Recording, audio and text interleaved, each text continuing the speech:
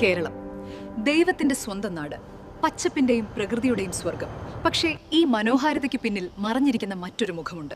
നിഴലുകൾ വീണുകിടക്കുന്ന, അധികമാരും ശ്രദ്ധിക്കാത്ത ഒരു മുഖം.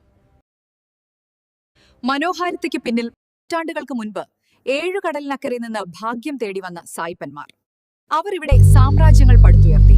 പക്ഷേ കാലം ആ കണക്കുകൾ മായ്ച്ചു കളഞ്ഞു. ഇന്ന് ആ സാമ്രാജ്യങ്ങൾ കാട് തിരിച്ചുപിടിച്ചിരിക്കുന്നു. ഇതൊരു വിനോദയാത്രയല്ല, ഇതൊരു അന്വേഷണമാണ്. കാടിനുള്ളിൽ ഉപേക്ഷിക്കപ്പെട്ട പ്രേതകഥകൾ ഉറങ്ങുന്ന ബ്രിട്ടീഷ് ബംഗ്ലാവുകളിലൂടെ, അവരുടെ തകർന്നടിഞ്ഞ സ്വപ്നങ്ങളിലൂടെയുള്ള ഒരു യാത്ര.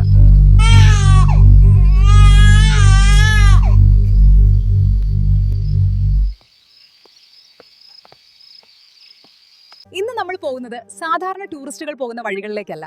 മാപ്പുകളിൽ പോലും വ്യക്തമല്ലാത്ത കാടിന്റെ നിശബ്ദതയിലേക്ക് മറഞ്ഞുപോയ ചിലയിടങ്ങളിലേക്കാണ്. ഈ ബംഗ്ലാവുകളിൽ പ്രേതങ്ങളുണ്ടോ, അതോ അവിടെ തളം കെട്ടി നിൽക്കുന്നത് നൂറ്റാണ്ടുകൾ പഴക്കമുള്ള ഏകാന്തതയാണോ? നമുക്ക് നോക്കാം. The haunting of Bonacaud. Bonacaud എന്ന നിഗൂഢത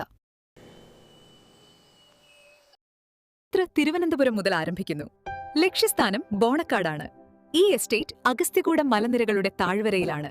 ഈ എസ്റ്റേറ്റ് ബ്രിട്ടീഷുകാർ 850കളിൽ തുടങ്ങിയതാണ്. ഒരു കാലത്ത് ആയിരക്കണക്കിന് തൊഴിലാളികളും സായിപ്പന്മാരും ജീവിച്ചിരുന്ന തിരക്കുള്ള ഒരിടം. നോക്കൂ, അതാണ് കുപ്രസിദ്ധമായ 25 GB ബംഗ്ലാവ്. ഇവിടെ വായുവിന് പോലും വല്ലാത്തൊരു ഭാരമാണ്. പകൽ സമയത്ത് പോലും ഇവിടെ ഒരു ഇരുട്ടുണ്ട്. ഈ ബംഗ്ലാവിനെക്കുറിച്ച് കേൾക്കാത്ത കഥകളില്ല.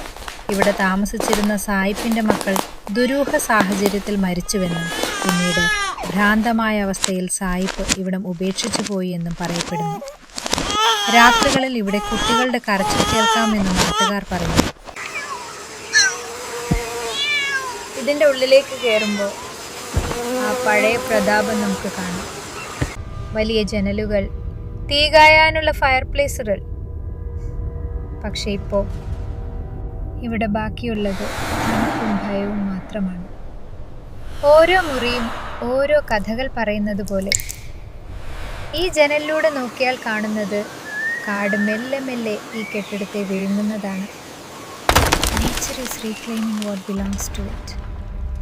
നാട്ടുകാർ പറയുന്നത്, രാത്രിയായാൽ ഞങ്ങൾ ആരും അങ്ങോട്ട് നോക്കാറില്ല സാറേ.